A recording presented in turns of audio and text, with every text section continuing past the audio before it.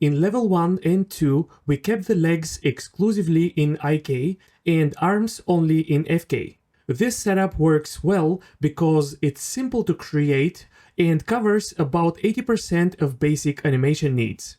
But now we are taking a step toward a more professional rig. In the next few videos, we are going to build a solid IK-FK switching mechanism. This means you won't be stuck with just one or the other. You'll be able to switch each arm or leg to whichever mode fits your animation best. If you're wondering why IK-FK switching is so useful, first, as a general rule, IK is ideal for animations where the legs or arms are attached or interacting with something. FK, on the other hand, works best when the limbs are swinging freely. Here are a few examples. For many common animations, such as standing, walking, running, even dancing, and so on, the legs will often interact with the ground, so IK is necessary. The arms will mostly swing freely, so FK is a good choice. For animations such as pushing, pulling, or picking something up, the arms will interact with the object being pushed or pulled, so IK arms will be essential.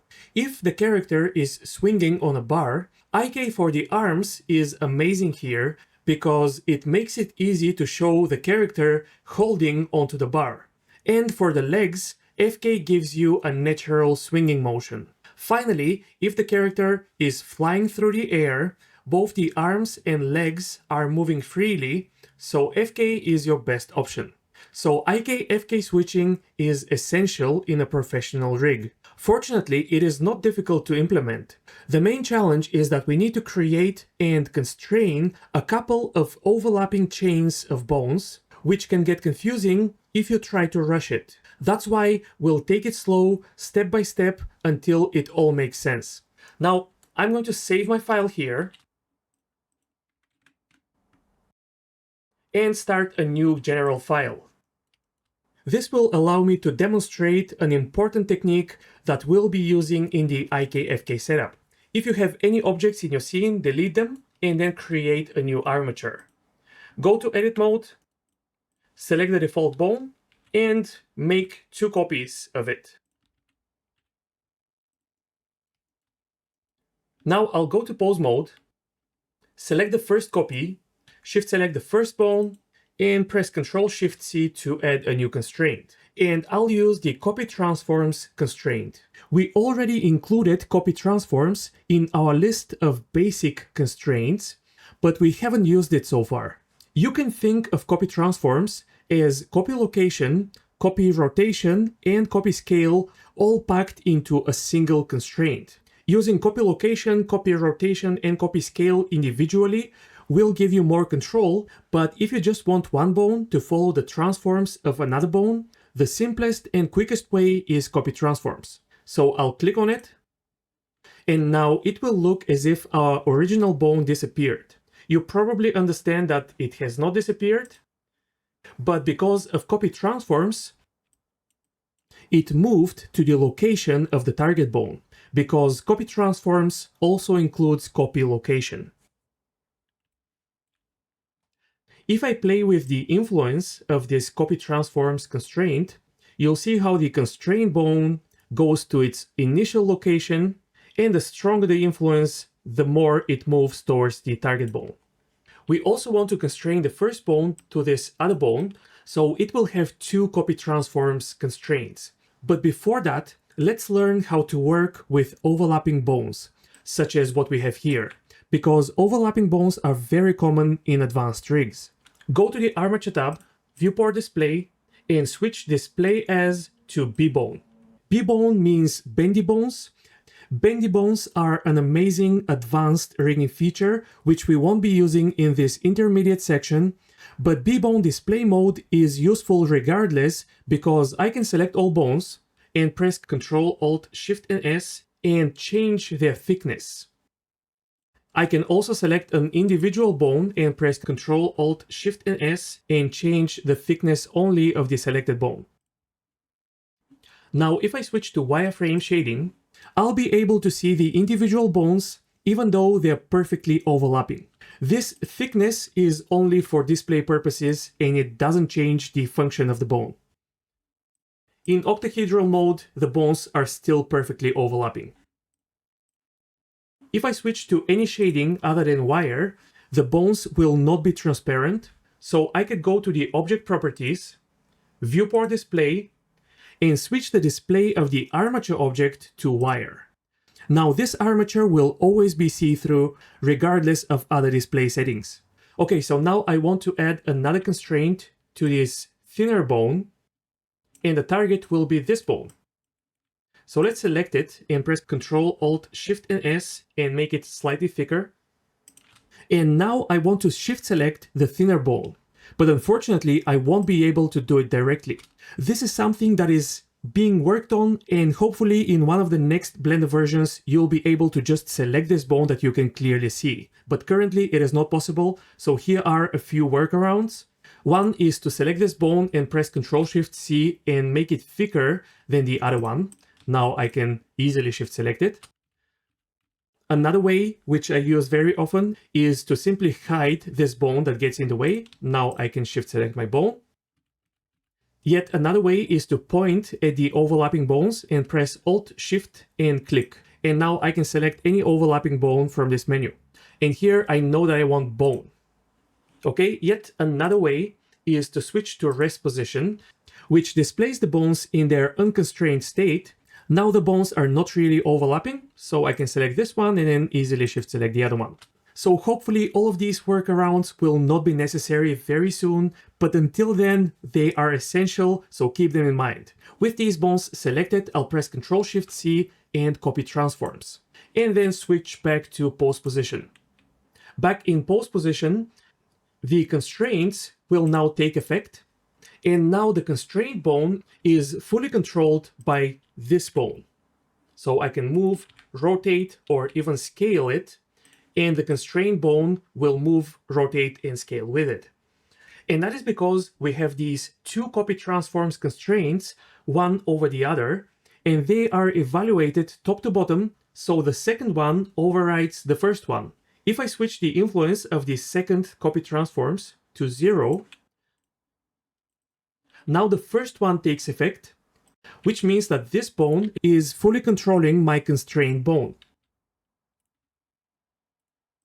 And this setup will become the basis for our IK-FK switch.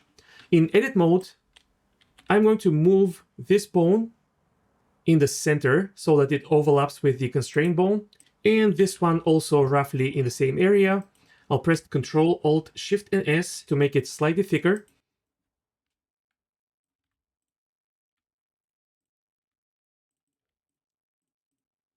And now by just playing with the influence of the second copy transforms, I can determine which bone controls the constraint bone. And if you imagine that, for example, this is the IK and this is the FK, this will be the basis for our IK-FK switch. Of course, the final mechanism will be applied on a chain of multiple bones, but as long as you understand this basic principle, you can keep going and you should be able to understand the full setup. So let's go back to the actual rig and set it up. Now for the actual IK-FK switching setup. And as a little overview, what we want to do is create two copies of this entire leg chain, one for FK and one for IK. And we are going to constrain each bone of the original chain to the FK chain and then also to the IK chain, using copy transforms, just like in the simple example we just saw. And by turning the bottom constraint of each bone on and off, we'll switch between IK and FK mode. And of course, we don't want to switch each constraint manually, so we'll use something called properties and drivers to automate the whole setup and make it easy to use. Okay, so in edit mode, select all of these bones, thigh, shin, foot, and toe, press Shift D, and actually I'll cancel and press Ctrl Z, and I want to turn off symmetry. I'll only work on the right side and then I'll symmetrize the left side. So Shift D, make sure you're in global mode, so X, and then I'll type -0.3 on the numpad, then enter to confirm. And that moved this new chain of bones exactly 0.3 units or minus 0.3 on the x-axis.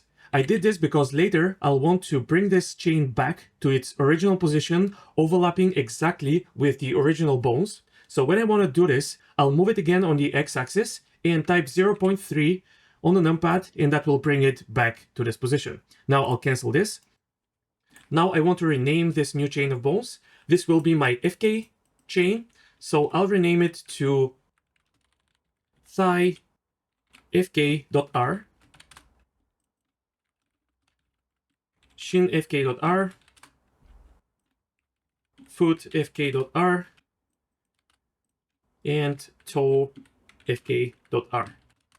Now I'll select everything, and I want another chain for the IK. So again, I'll press Shift D, X, and minus 0.3, and enter to confirm.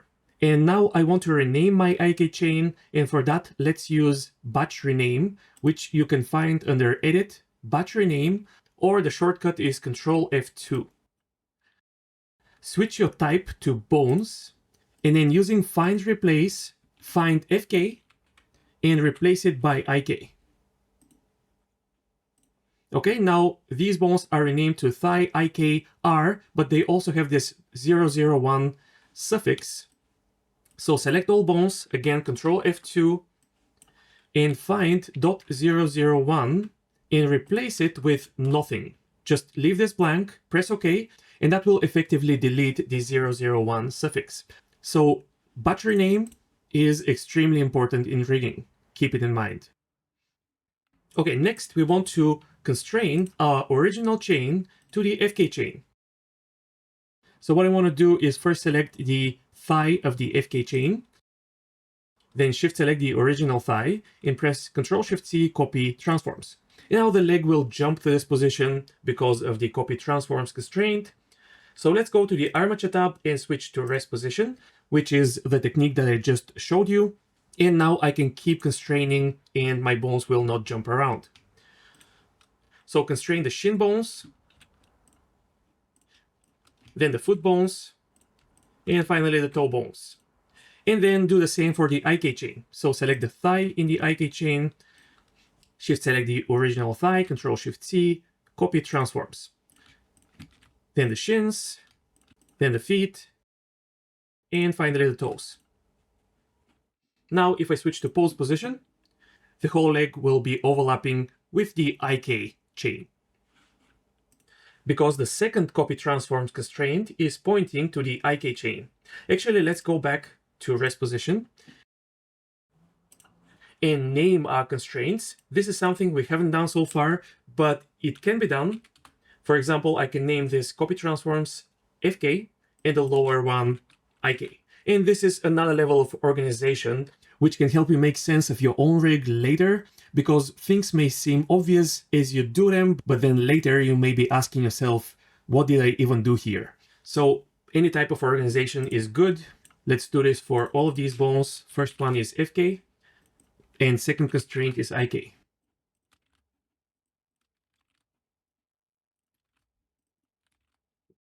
And now I want to bring the IK and FK chain back to their original position.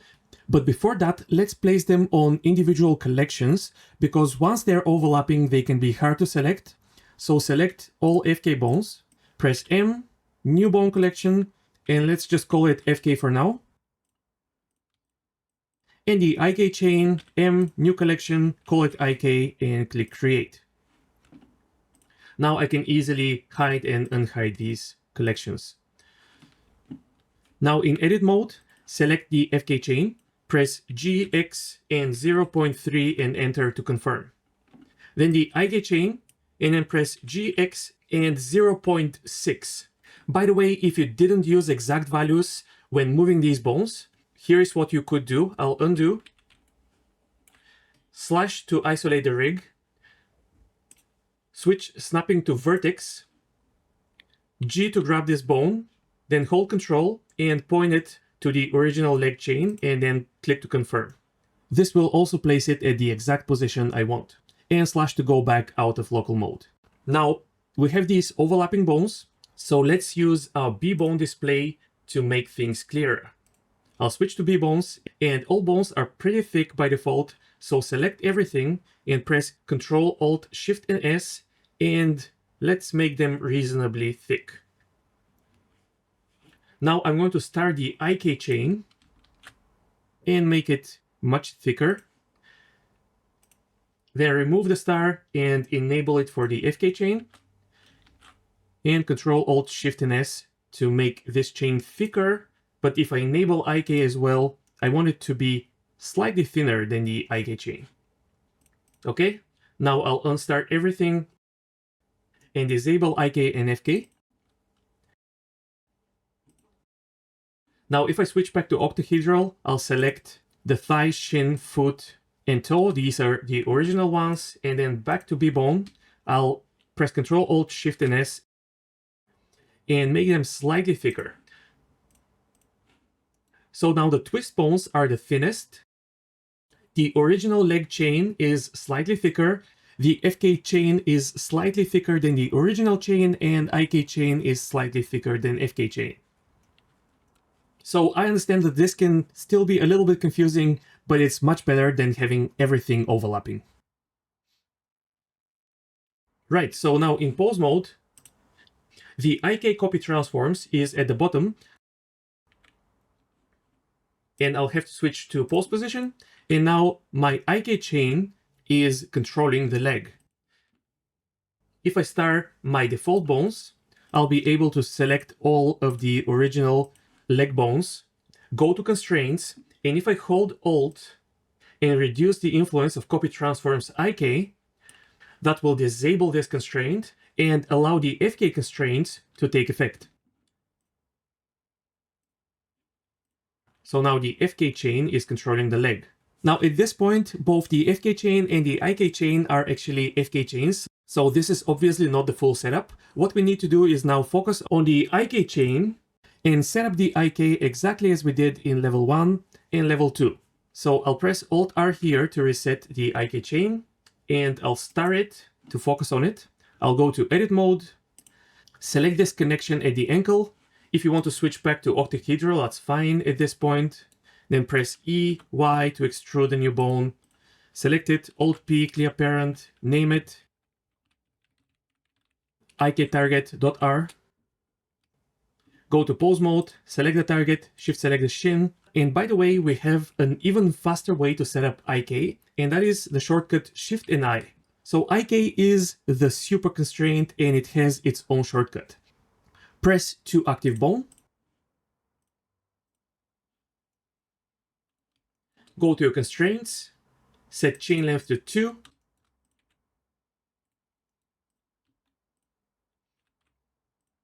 Extrude the pole target, unparent it, GY to move it away, name it leg IK pole.R, and I'll have to name this bone leg IK target.R. Then set the pole target, pole angle to 90, parent the pole to the target, and now we have our basic IK setup.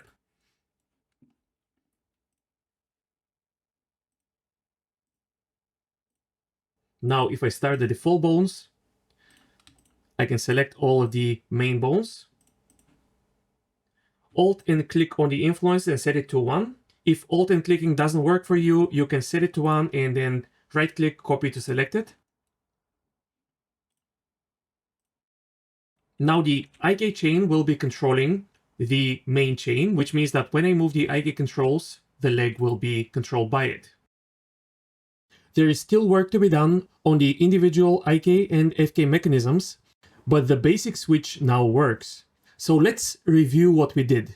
It's important that everything we did so far is clear before moving on. So let me clear the transforms,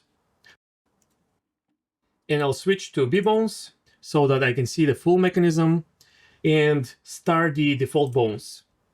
So here we have the initial or main leg chain, and the twist bones are fully parented and constrained to it. Then we created two copies of the main leg chain, one for FK and another one for IK. And we constrained the main leg chain to both of them. So the main chain itself will never be animated directly. It will be controlled either by the FK or the IK controls. The cool thing is the twisting mechanism will work in both IK and FK mode because it is controlled by the main leg chain, and the main chain is controlled either by IK or FK. This gives us a really clean separation between the different parts or levels of the rig. So if we want to tweak the twisting, we'll focus on the main chain and the twist bones and tweak things on this level. Then we could focus separately on the IK chain and create whatever additional automations or mechanisms that we need to, such as the advanced food setup that we'll work on shortly. And everything will work just fine as long as we keep these four main bones intact, because the main leg chain is constrained to them. And similarly, we could focus on the FK and add more mechanisms there. We'll add the so-called limb isolation mechanism. But before that, let's make the IK-FK switching more user-friendly. The obvious problem now is that in order to switch to IK and FK mode, we have to tweak this influence slider on 4 bones. And that is just for one leg. We also want to have an IK-FK switch on both legs and both arms. And that makes switching quite tedious. And a slightly deeper issue is that this main leg chain is MCH, which means that it's supposed to be hidden from the animator. We are going to resolve this by learning the basics of 2 new rigging tools, custom properties and drivers. This will allow us to create an automation which switches between IK and FK with a single slider. Let's start with custom properties because they are really not that difficult. A custom property in Blender is just a number, just a custom value that you can use for whatever you like. In our case, we are going to create a custom property and we are going to tell Blender that this influence value on all 4 bones is equal to that custom value. So by just tweaking one value, all 4 constraints will be affected. Another benefit of a custom property is that it can appear in the interface, so we'll be able to hide away these MCH bones. The main thing that can be confusing about custom properties is that they appear in different contexts or different modes. So, for example, we have object mode, edit mode, and pose mode for our armature. So even if I don't go to object mode, I can go to the object properties, and at the bottom, I'm going to find custom properties. And these are custom properties for the object level of this armature. I'll click the new button, and that gives me a new property called prop. I can click on the gear icon, and for now, I'll just change the name to object prop and press OK. There are no custom properties under physics or constraints. These are the object constraints. Then under data, you will find custom properties. So let's press new here, click the gear icon, and let's name this data prop. Then under bone, we again have custom properties. And the important part here is that when I create a new property at this level, it will be attached to the active bone. If I select any other bone, it won't be there. If I select my MCH thigh.r again, here I have my new property. And something else that you have to keep in mind is this is now a pose bone property. If I go to edit mode, I'll have the exact same bone selected, but no custom property. So I'll click new again to get a new property on the edit mode level. I'll click on the gear icon and I'll call it edit prop. And then back in pose mode, I'll edit the name of my pose property to pose prop. And these are the main levels on which you can create a custom property. Now, if I go to the End panel, Item tab, Properties, I'll see my pose property exposed here. If I go to Edit mode, I'll have the Edit property exposed. And in Object mode, I'll see the object property. The data property does not really get exposed. We do want an exposed property to make our rig more user-friendly. So that means that the data property is out of the question, so I'm going to delete it. So now we have the object, pose, and edit property. We animate in pose mode, so having to switch to edit mode in order to tweak the IK-FK switching does not sound like a good idea. It's not logical. So let's go to the bone tab in edit mode and delete the edit property. Now we are left with the pose and object properties. Switching to object mode in order to change the properties is not such a bad idea, because we could easily expose all properties for this rig on the object level. So this could work, especially with the pie menu, because it makes switching between the modes so easy. But personally, I would like to just stay in pose mode while animating. So I'll delete the object property. And now we are just left with the pose property. Now, the pose property needs to be attached to a specific bone. And the MCH thigh is not a good candidate because it is supposed to be hidden. So I'll have to delete this property and think of a better bone for it. Using the root bone could be a good idea because the root bone is always exposed, but it may not be very intuitive. So here is what we are going to do.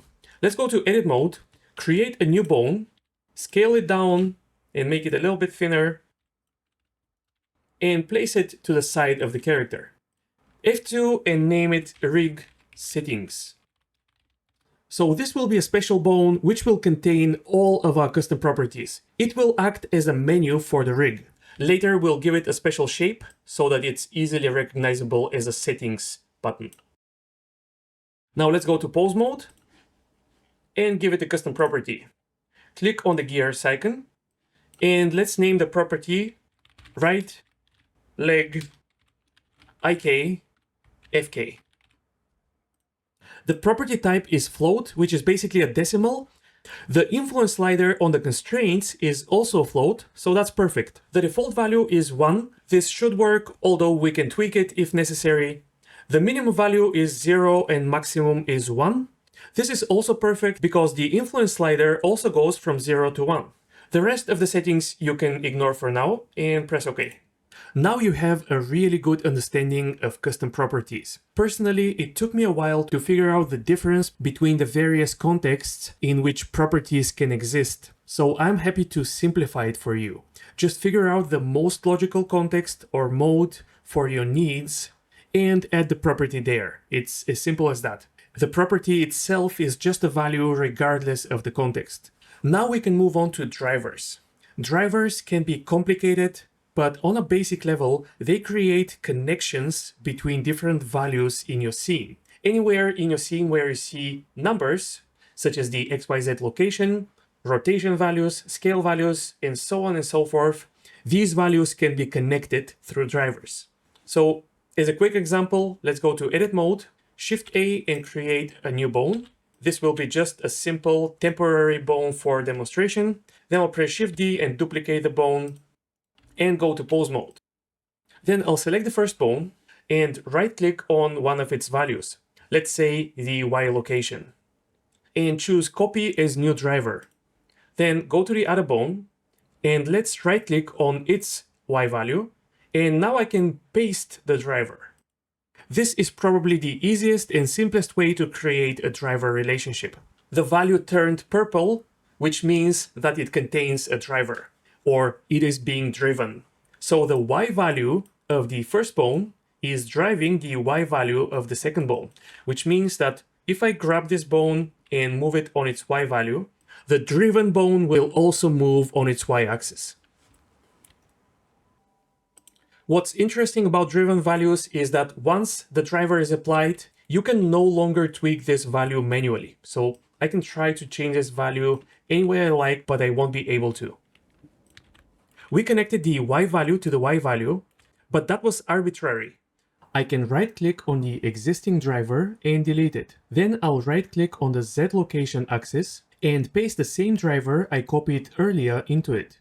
So now the Y location of this bone will drive the Z location of the other bone.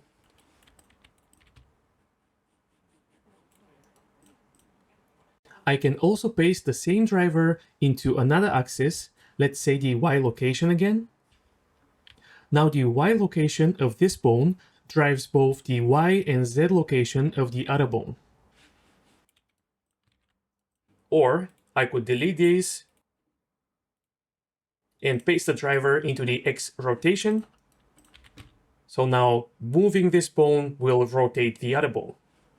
As you can see, drivers can be used to automate things in the rig, just like constraints. In fact, a long time ago, Blender did not have this powerful set of constraints, so drivers were the only way to automate your rig. Now, copy driver, paste driver is the easiest way to add a driver, but it is a little bit limited. It just gives us a one-to-one relationship between two values, which will kind of be enough for our example, but I want to get a little bit deeper here into drivers because this is meant to be a fundamentals course, and I want to give you the fundamentals of drivers, which will take you closer to being a professional rigger. So let me delete this driver. I'll split a window here, and I'll switch this window here to drivers. Look at that, we have a whole interface just for drivers. Now, with this bone selected, I can right-click on any value, let's say the Y value, and simply add driver. This gives me a little temporary interface, which will disappear easily. But if we look at our drivers interface and click on the new driver that was added, we now have this whole interface, which allows us to tweak our drivers. And here in the side panel, I'll switch to drivers. There is a lot going on in the driver editor. We have a graph similar to the animation curves. We have a modifiers tab, menus, and so on. We may come back to some of these other elements later in the course, but for now, we'll ignore them and just focus on the driver settings area, because it is the most fundamental one.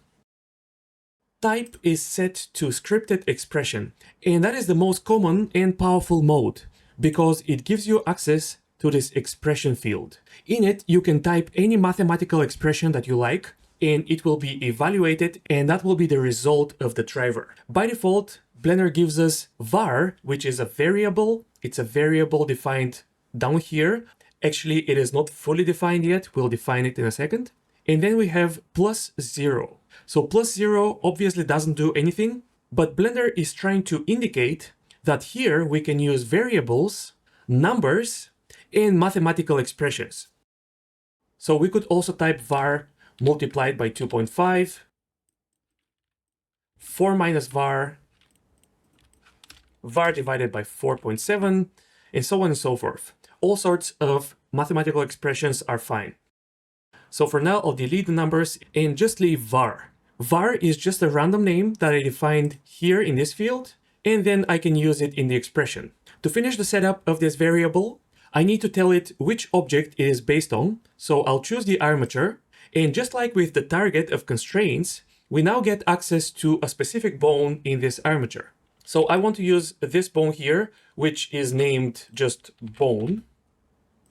Now the driven bone moved, and that is because the driver is now fully set up, and it is based on the X world location of this bone. The X world location is this here, and so this bone moved on its Y location, which is driven, by the same amount. To set this custom driver exactly as we set it up with the copy-paste workflow earlier, I have to switch to Y location and local space. Now again, moving this bone on its local Y-axis will move the driven bone on its Y-axis. But now that we have full access to the driver expression, I can do fun things like multiply the variable by 2, for example. Now moving this bone on its Y-axis will move the other bone twice as much.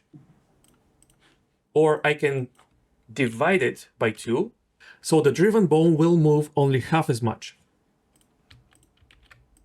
This variable has a type, and by default it's set to transform channel, which gives you access to the location, rotation, and scale transforms of the object, and also different spaces. Again, you'll mostly use world space and local space, just like in constraints. There are other types for the variable, but again, most of the time, you'll be using either transform channel or single property. So let's switch to single property. It's very important to understand the workflow here. So again, you have to set the object where the property will be found. Again, it will be our armature. Now let's go to the first bone that we're using here. Right-click on its y-axis and choose Copy Data Path. Go back to the driven bone and paste what you just copied into the path field. Now again, if I move this bone on the y-axis, the other bone will move according to the expression that I set here. So by using single property, I can also affect transform channels, but choosing transform channel specifically will also allow you to use world space and transform space, so it is a little bit more versatile. But back to single property, I can now go to my rig settings bone, right-click on the custom property and copy its data path. Go to the driven bone and paste this value here. And now I can control the position of this bone with this custom value. Now, once you understand this, it should be very easy to automate our IK-FK switch. I'll go to edit mode and delete these temporary bones. Go back to pose mode, select the MCH bone, go to my bone constraints, right-click on influence, add a driver. In the driver editor, I now have this underlined driver. It means that data is missing, so I can just delete it. That was our test driver. And now we'll go to our influence driver. Let's set the expression to just var. Type to single property. Go to a settings bone, right-click on the property, copy the data path. Go back to our drivers. Select the prop as armature and paste the path we just copied. Now, if I set my IK-FK setting to 0 and go back to my constraints, you'll see that influence is also set to 0. Okay, the number always corresponds. Instead of setting up all remaining drivers manually, you can right-click on this one, which is already set up, choose copy driver, go to the next bone, right-click on the influence, paste driver, go to the next one, paste driver, and next one, paste driver. Now, having this value between 0 and 1 is kind of pointless. I want to set it either to 0 or to 1.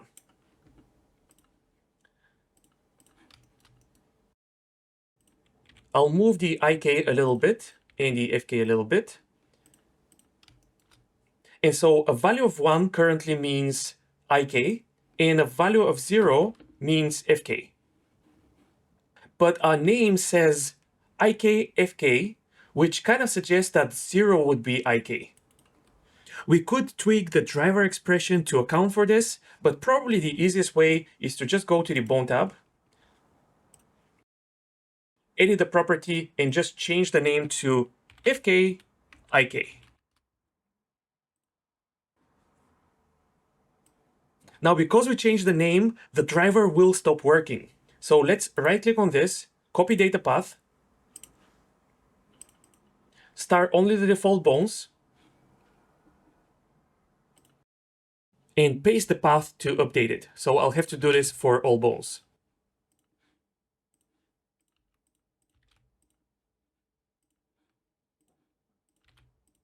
Okay, now it's fully updated. And 1 means IK,